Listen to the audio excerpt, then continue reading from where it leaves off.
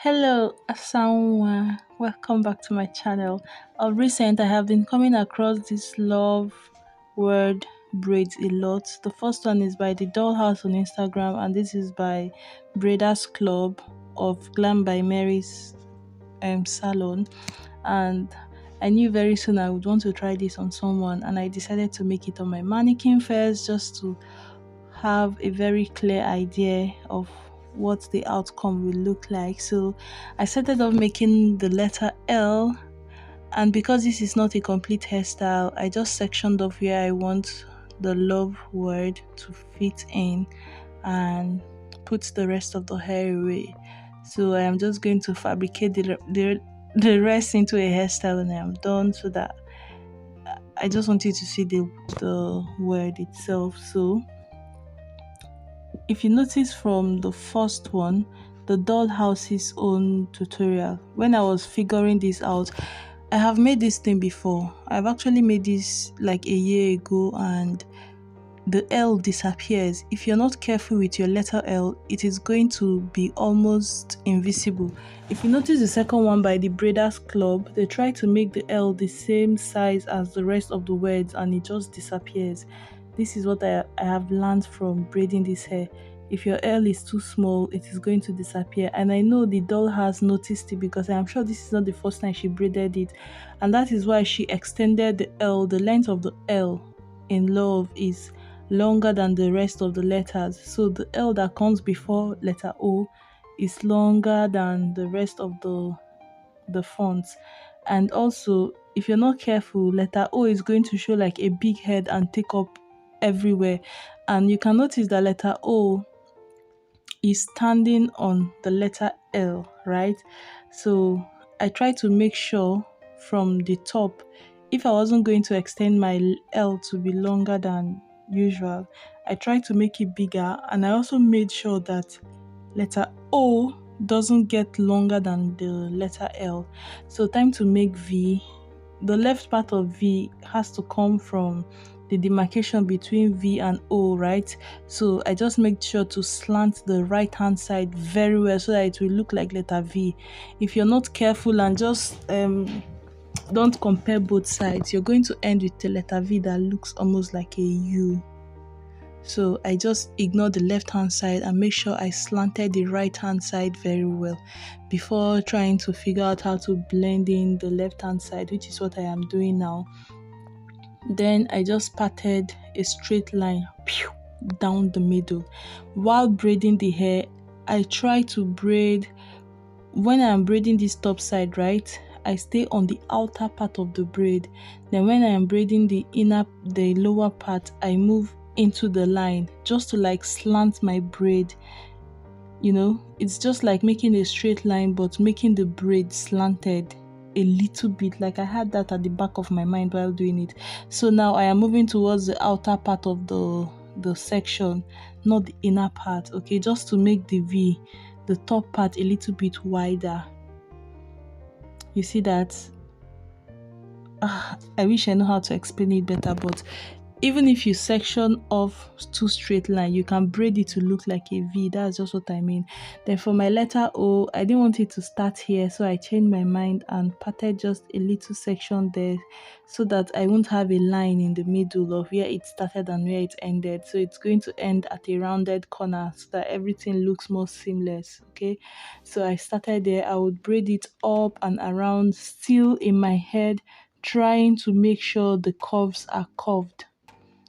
Making sure the curves are curved, like have them in mind that you're braiding an O. I can equally braid this and it will look like a rectangle, seriously. So there is a difference between what you have at the back of your head, what you're trying to achieve, and what you end up braiding.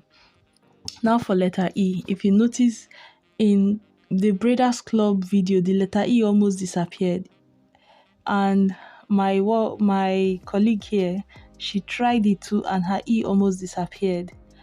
So I can understand why in the house's own, the very first video I showed, her letter E is so pronounced. Like she knows. When you see the work of someone that has learned from experience, like you will know someone didn't just walk into the salon and they made this hair on first trial. you know that this person has practiced this or made it over and over again to now have like some hidden knowledge that only experience can really teach you, I swear. Or if you watch a tutorial like mine. So for my letter E, I made sure it is like it looks healthy. I made sure it is pompous. I made sure it is robust, right? So I have sectioned off the E. I can see it in my head. It's going to look okay, even though I am like out of space from the available space I have. I didn't want to lose the hair for that. I can see how my E will be. So we are going to braid just like this, and you'll see the E is not, it's not going to be blended in. It's not going to be blended in. The video by the braided club, the braiders club, that hair is beautiful, but the E almost disappeared, which is exactly what I saw on her own hairstyle. You're going to see she had her take on the same tutorial. She braided love, and I also upload it on this channel. You will see the difference and our different approach to braiding it and how it looked. It will just give you a better insight, so, and make you more prepared and just learn better. So look out for that video. It will be up very soon after this one. So I needed to take my hand up, braiding towards the outer part just to give more room in the middle of the E. And you can see this E cannot be mistaken. It's not disappearing anywhere. It's not going anywhere. So I think I got it right. And now another thing that affects this braid is what you do with the leftover braid. You can bend the tail of the braid in a way that it will disfigure your letter. Just imagine I added this E to like the top, to the next cornrow at the top. It is going to start looking like an O. I already have an issue with my L, because at this point on the Braiders Club they left it dangling, right, like a side braid.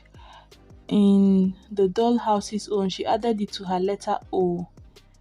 If I mess around with the tail of this letter O, it's going to change how the love looks. One thing that made this love look like love is because of how I tacked the letter O. If there is a way you can tack your braids, right, and it will still look neat, then do it. Use needle and thread and just sew it on itself, especially if your client doesn't have like really full long thick hair, right? You get away with that.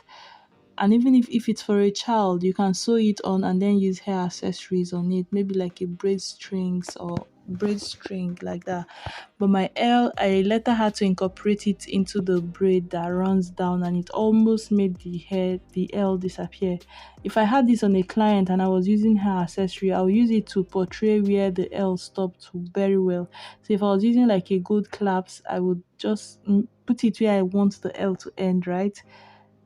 Just try to portray the word more with your braid accessories. That's my point. So we just added, like, made it look like a hairstyle, just completed the rest. You can see we added the V up, the L came down, and the E came down too, and it's nice. It's okay. I think from here you'll be able to attempt making this hairstyle or braiding this word for someone. You can see where she added it, and I think it actually make the L disappear a little bit. So I could have added it to O, but I wasn't sure how it would look. But if I had left it dangling, right, that would be really fine. That would be fine. If you're making like braids for an adult, you can leave it dangling, it will be fine. So that was what we did, and you see the end result. If you like this tutorial, please give it a thumbs up, share with someone, like share the love, sis, share the love.